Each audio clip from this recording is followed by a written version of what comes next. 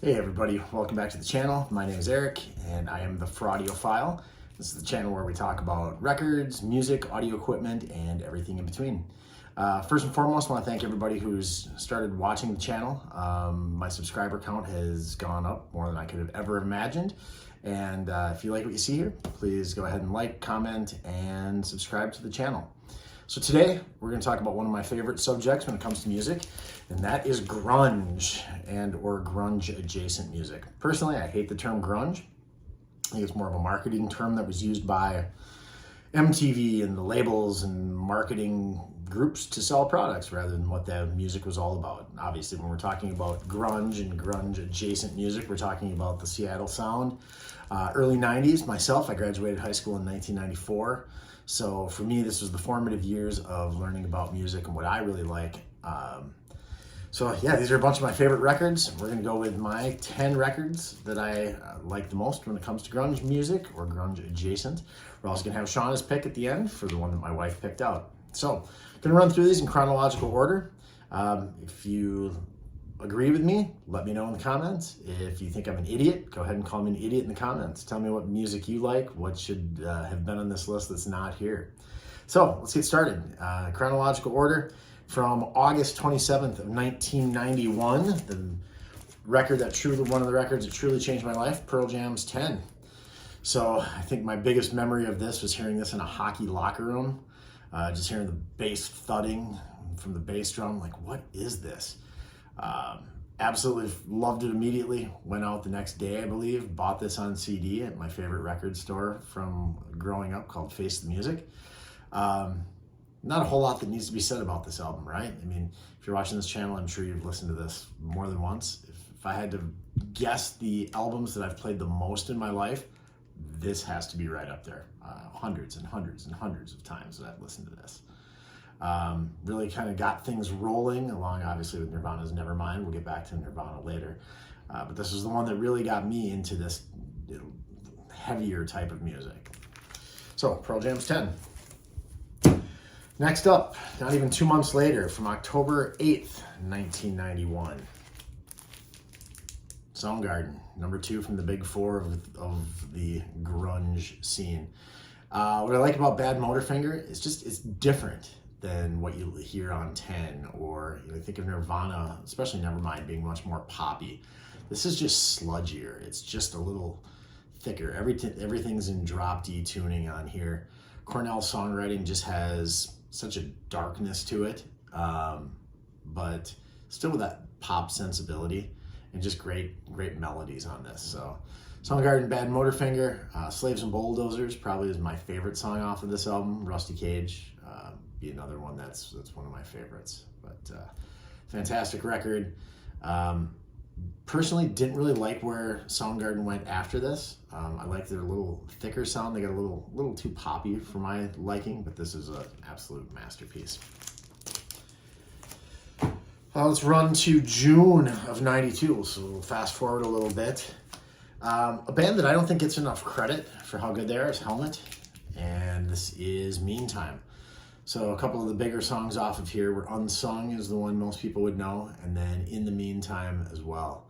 So another band that is very heavy. The drums on here are fantastic. It's probably my favorite part of this album. The other thing was their look and how different they looked from a bunch of the other bands at the time.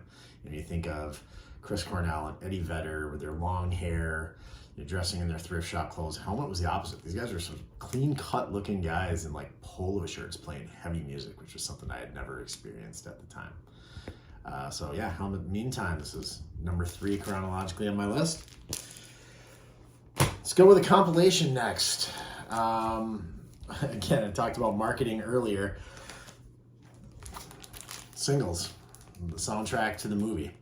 So what's interesting about this record is that it actually came out 3 months before the movie. So in June of 92, right as the whole Seattle sound was blowing up, they decided to put this out in front of the movie, which really helped sales of the tickets to the movie eventually. But great compilation.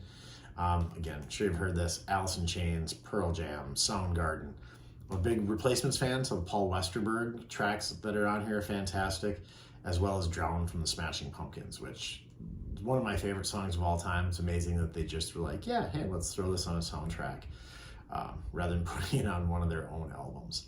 The Pearl Jam songs on here, Breath is awesome. State of Love and Trust is one of my probably 3 favorite Pearl Jam songs of all time. So great compilation here.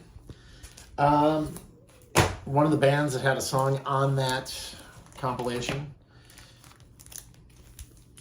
it's also on this record. So Dirt by Alice in Chains.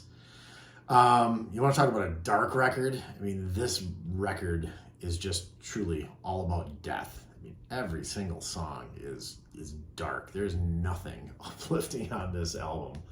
You know, when you start off an album with Them Bones is the first song, and ends with Wood, which is the one that's also on singles, which, if you didn't know, actually is a tribute to Andy Wood from Mother Love Bone.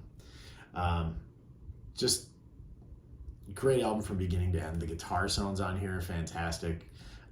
Just love Cantrell's songwriting, and Lane Staley's voice, of course, was just fantastic. The next one, we're going to get into something slightly different. Again, does this fall into the grunge realm? I don't know. But it's Rage Against the Machine, self-titled album. Never forget, a buddy of mine actually came up to me who was at Lollapalooza and had a cassette and handed it to me and said, Sherson, you've got to hear this. Rage Against the Machine sounded like nothing that ever came before it. Just the way Tom Morello's guitar, which, you know, at first I was like, what are those noises? That keyboard? Is it sound? Is it synthesizers? Right on the album it says all of the sounds were made by nothing but guitar, bass, and drums.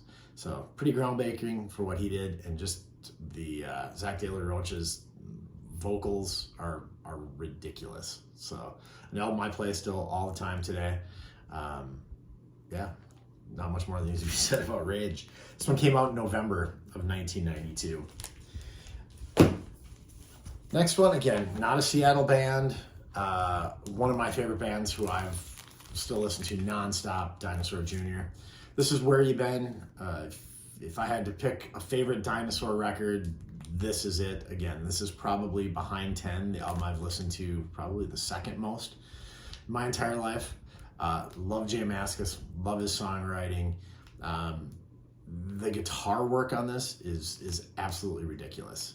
Songs like Get Me, Drawings, not only the chord progressions, but Mascis' solos are ridiculous. And it's just, a lot of the songs have more than one guitar solo, which I really love. And yeah, still love Dinosaur today.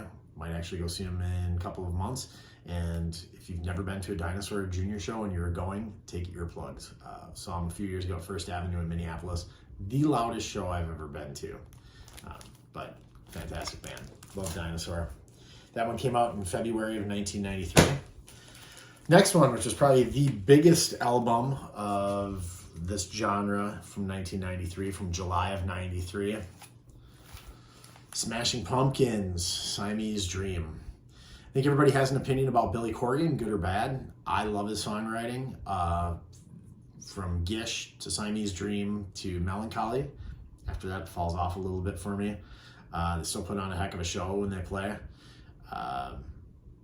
This is almost like a greatest hits album again, like so many of these other. Cherub Rock, Today, Rocket. My personal favorite on here is Mayonnaise. Just the way that song goes from acoustic to rocking to the vocals and then back to acoustic. It's just, can't say enough good things about it. Obviously not a Seattle band, they're from Chicago, but kind of always been kind of on the outs of a lot of these other bands. I don't think a lot of the other bands really liked Corgan and what the Smashing Pumpkins were doing, but this is one of the definitive albums of this whole era. 2 more to go. Mentioned the big 4 before, being Pearl Jam, Soundgarden, Alice in Chains, and of course Nirvana. Well, Nevermind's a great pop record. To me, this is their best work that they ever did.